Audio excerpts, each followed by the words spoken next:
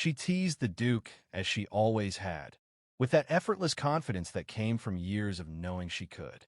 Her smile was light, almost careless, the kind that suggested nothing in the world could truly touch her. And for a long time he had allowed it. The stone corridor outside the ballroom was dim, lit only by wall-mounted candles that cast slow-moving shadows across the ancient walls, and the distant sound of music and laughter drifted through the arches. She stepped closer than was proper, her voice low and playful, her words daring him, as they always did. She believed this was another harmless moment, another round in their familiar game, never sensing that the balance between them had shifted. The Duke watched her carefully, his expression unreadable, though something in his eyes had changed. For years, he had tolerated her teasing because it amused him, because it distracted him from the endless weight of duty that came with his title. She was different from the women who bowed too deeply or spoke too cautiously in his presence. She spoke freely, laughed openly, and looked at him as if he were simply a man and not a symbol of power. But tonight, as she leaned against the cold stone wall and met his gaze without fear, he felt a quiet tightening in his chest, a realization that her closeness was no longer just a game. She laughed softly, lifting her chin as she spoke, her tone light, almost challenging. She had always enjoyed pushing him just enough to see the flash of restraint in his eyes, the subtle reminder that he was a man bound by rules he could never fully escape. In her mind, the Duke was predictable, controlled, and safe. He would raise an eyebrow, deliver a dry remark, and step back into his role as if nothing had happened. That was how it had always gone. But this time, he did not step away. Instead, he moved closer, slowly enough that she noticed every inch of the distance closing between them. The playful words died on her lips as his presence filled the narrow corridor, the warmth of him unmistakable. She felt the change before she understood it, a shift in the air that made her breath catch. He leaned in, not to whisper a clever reply, but to speak with quiet authority, his voice low and steady, carrying a weight she had never heard from him before. He told her there would be a rule from now on, and the word itself landed heavily between them. Her smile faded, replaced by confusion, then curiosity. Rules were his world, not hers, and she had never imagined being subject to one created just for her. He explained calmly, without anger, that the teasing would stop unless she was prepared to understand what it meant to him. His gaze held hers firmly, not accusing, not pleading, but honest in a way that unsettled her. For the first time, she felt exposed. She had always believed she was in control, that her charm was a harmless weapon she could wield without consequence. Now she realized that her words and glances had carved a space in his life she had never intended to enter. The Duke straightened slightly, giving her room to breathe, but the rule remained unspoken between them like a line drawn in stone. She could walk away and return to the safety of laughter and distance, where she could stay and face the truth of what she had been stirring all along. She tried to laugh it off, to reclaim the ease she had always relied on, but the sound came out thin and uncertain. Her heart beat faster, not with fear, but with something far more dangerous. She asked him what had changed, and though her voice was steady, her eyes betrayed her. He did not answer immediately. He looked past her for a moment, toward the distant glow of the ballroom, toward the life that demanded his obedience, and then back to her, as if choosing honesty over habit. He told her that he was tired of pretending not to feel the pull between them, tired of being the only one who seemed to understand the risk of their closeness. He had allowed her teasing because it felt safe to keep everything unspoken, but safety had turned into longing, and longing into something he could no longer ignore. His rule was not meant to control her, he said, but to protect them both from misunderstanding and regret. Her breath slowed as his words settled in her mind. She had never thought of herself as capable of causing regret, only amusement. Yet now she saw the lines of restraint in his face, the discipline that kept him standing where he was instead of stepping closer still. The realization humbled her. She was no longer the fearless girl playing a clever game. She was a woman standing at the edge of a choice that could alter both their lives. She asked him what would happen if she broke the rule, her tone softer now, stripped of its usual teasing edge.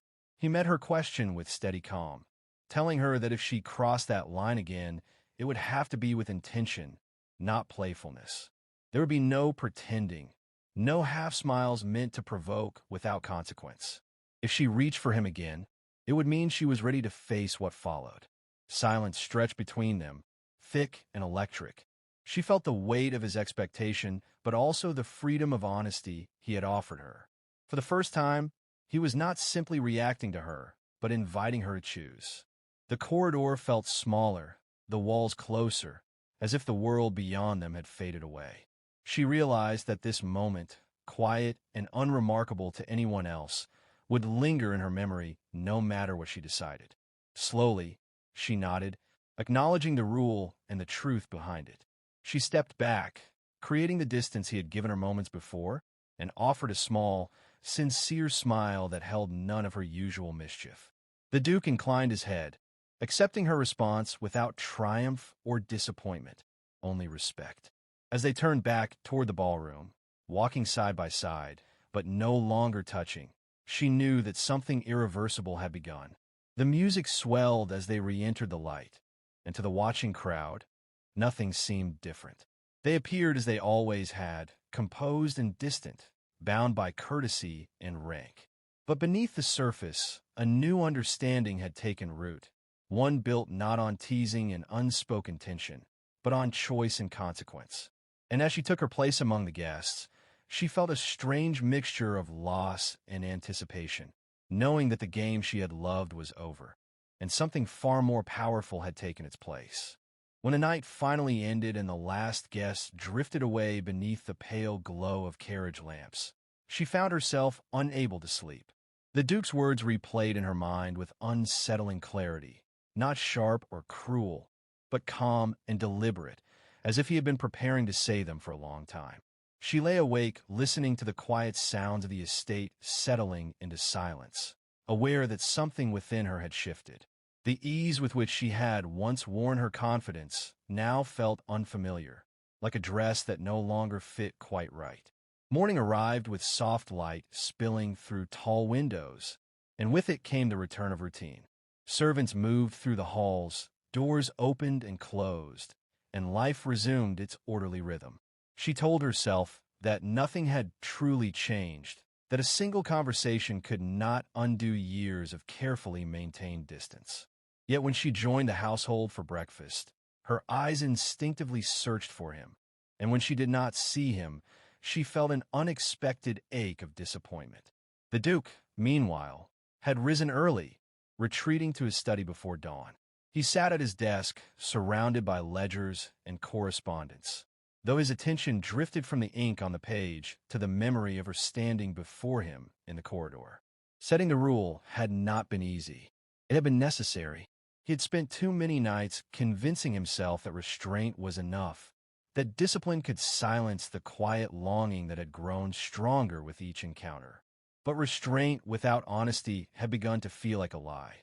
He had expected anger or mockery from her, perhaps even withdrawal. Instead, her thoughtful nod and softened expression had unsettled him more than any defiance could have. It suggested that she had heard him, truly heard him, and that realization carried both hope and risk. He knew better than to let hope guide him carelessly.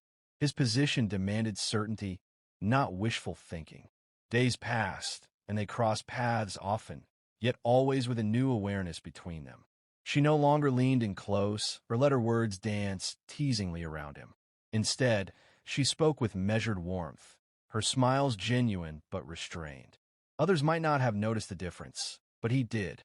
Every interaction felt heavier, layered with meaning that had once been safely disguised as play. He found himself watching her more closely, noting the way she listened when others spoke, the quiet intelligence in her observations, the kindness she showed without seeking attention. He realized, with a mix of admiration and regret, how deeply he had underestimated her. She was not merely a source of amusement or distraction. She was someone capable of choosing, and that choice now lingered unspoken between them. For her part, The absence of teasing felt like the loss of a familiar language. She missed the ease of laughter, the thrill of provoking that fleeting reaction in his eyes.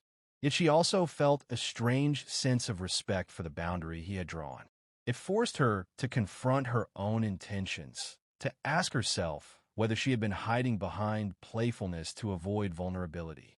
The answer, uncomfortable as it was, seemed to be yes. One afternoon, circumstances placed them alone together once more.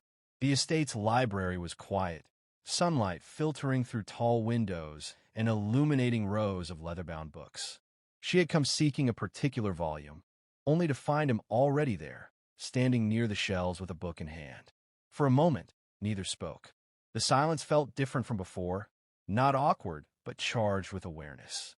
She broke it first, her voice calm but earnest. She told him she had been thinking about what he said, about the rule and what it represented. She admitted that she had never meant to make light of something that mattered to him, and that she had used humor as a shield more often than she liked to admit. Speaking these words felt like stepping into open air after years of confinement. He listened without interrupting, his expression attentive and composed. When she finished, he thanked her for her honesty. He told her that setting the rule had not been about silencing her, but about making space for something real should she ever want it. He made it clear that the choice was still hers, and that he would respect whatever distance she needed. Her heart pounded as she absorbed his response. There was no pressure in his words, no expectation, only openness. It was both relieving and terrifying. She realized that for the first time, she was not reacting to him, but responding as herself. She asked if he regretted saying anything at all. He paused, considering the question carefully, before answering that honesty rarely came without consequence, but that he did not regret it. They spoke for a while longer, not about feelings, but about books, travel, and responsibilities, discovering a shared understanding that had been obscured by their earlier dynamic.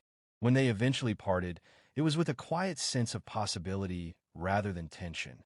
Nothing had been resolved, yet something had been acknowledged. That evening, as she stood by the window watching the sun dip below the horizon, she understood that the game she once enjoyed had been easy because it asked nothing of her. What lay ahead now would require courage, clarity, and a willingness to be seen without disguise. She did not yet know what she would choose, but she knew she could no longer pretend that her actions were without meaning. Elsewhere in the estate, the Duke closed his study door and allowed himself a rare moment of reflection. He felt neither triumph nor relief, only a cautious optimism tempered by responsibility. Whatever came next would unfold slowly, shaped by mutual respect rather than impulse. For the first time in a long while, he felt that restraint and desire were no longer enemies, but parts of a conversation still being written. And so, beneath the calm surface of daily life, something continued to grow.